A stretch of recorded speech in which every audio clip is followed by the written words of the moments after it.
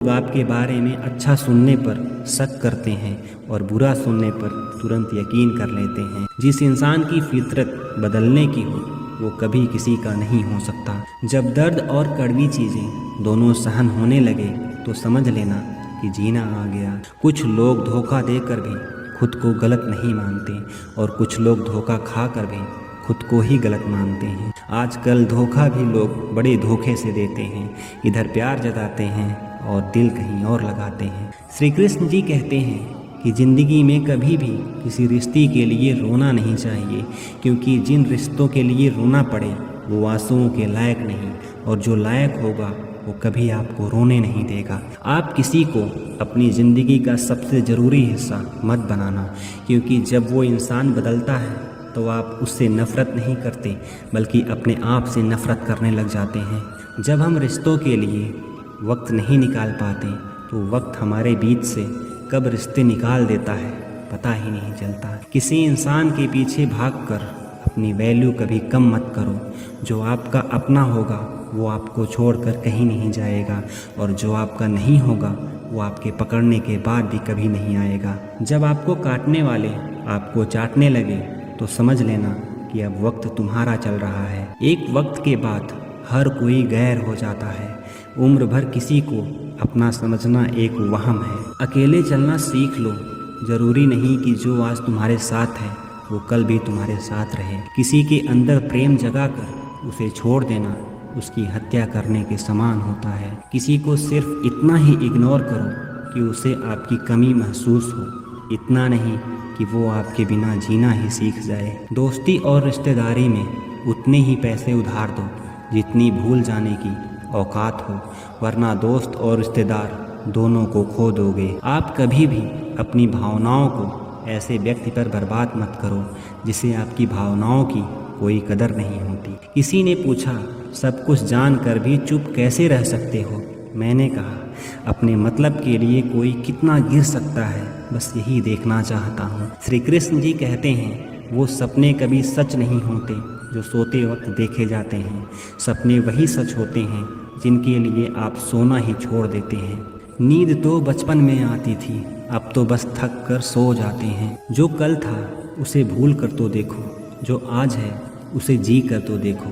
आने वाला पल खुद चल कर आएगा, कोशिश करके तो देखो। पछतावा अतीत नहीं बदल सकता और चिंता भविष्य नहीं संभाल सकता, इसलिए वर्तमान का आनंद लेना ही जीवन का सच्चा सुख है। स्वाद छोड़ दो तो शरीर को फ़ायदा, और विवाद छोड़ दो तो संबंधों को फ़ायदा।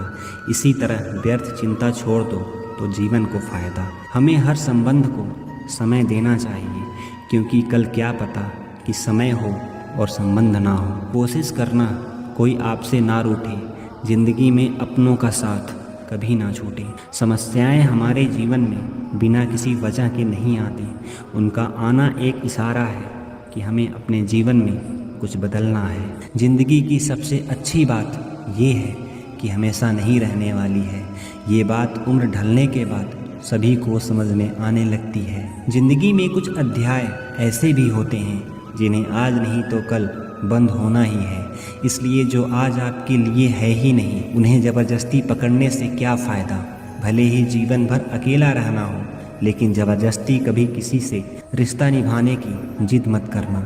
हिसाब रखो, आजकल लोग जल्दी पूछ लेंगे कि तुमने क्या किया है हमारे लिए। चाहे कोई भी व्यक्ति कितना भी बुरा क्यों ना हो, उसमें कोई ना कोई गुण अवश्य होता है। हाल पूछ लेने से कौन सा हाल ठीक हो जाता है, बस तसल्ली हो जाती है कि इस भीड़ भरी दुनिया में कोई तो हमारा है।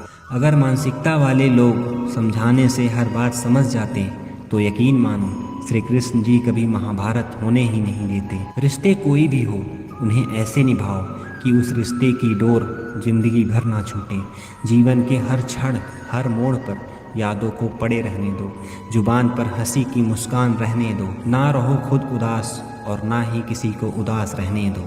दुनिया के 4 स्थान कभी नहीं भरते, समुद्र, शमशान, इच्छाओं का घड़ा और मनुष्य का मन। गरीब व्यक्ति की हाय और दोगले व्यक्ति की राय कभी नहीं लेनी चाहिए। जमाने की इस भीड़ में ज़िंदगी कहाँ सुकून पाएगी। बैठो कभी 2 पल तन्हाइयों में, खुद की ही खुद से मुलाकात हो जाएगी।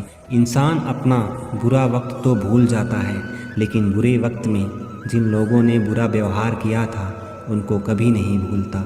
अच्छे विचारों में इतने व्यस्त हो जाओ कि गलत विचार आपको छू भी ना पाए।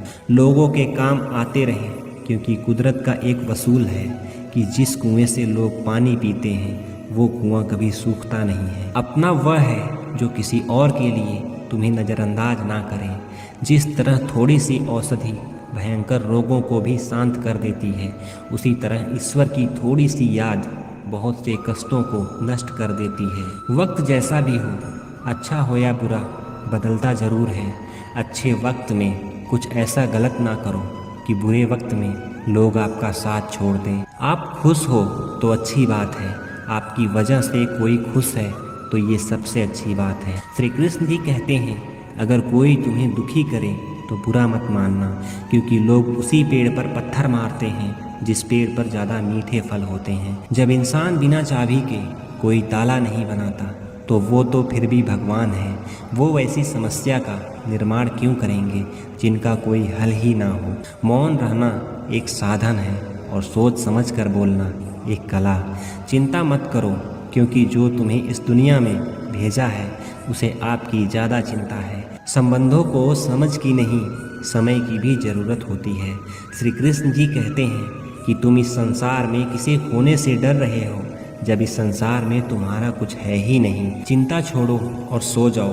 परमेश्वर आपकी सभी चिंता और परेशानियों से बहुत बड़ा है। किसी को कोई फर्क नहीं पड़ता कि आप किन हालातों में जी रहे हैं। आपको खुद ही अपने हालात बदलने होंगे। आप अपने आप से इतने मजबूत होने का वादा करो कि दुनिया की कोई भी चीज़ आपके मन की शांति को भंग ना कर सके। अगर आप दुख पर ध्यान देंगे तो हमेशा दुखी ही रहेंगे, और सुख पर ध्यान देंगे तो हमेशा सुखी ही रहेंगे। आप जिस चीज़ पर ध्यान देंगे वही चीज़ सक्रिय हो जाएगी और आपके जीवन में तुरंत प्रवेश करना शुरू कर देगी। यही कुदरत का नियम है। हृदय से जो दिया जाता है वो हाथ से नहीं, और मन से जो कहा जाता है वो शब्दों से नहीं। जिस व्यक्ति ने अपनी आदतें बदल ली उसका कल भी बदल जाएगा, और जिसने नहीं बदली उसके साथ कल भी वही होगा जो आज तक होता आया है। समय कभी नहीं रुकता। आज यदि बुरा चल रहा है तो कल अच्छा समय अवश्य आएगा।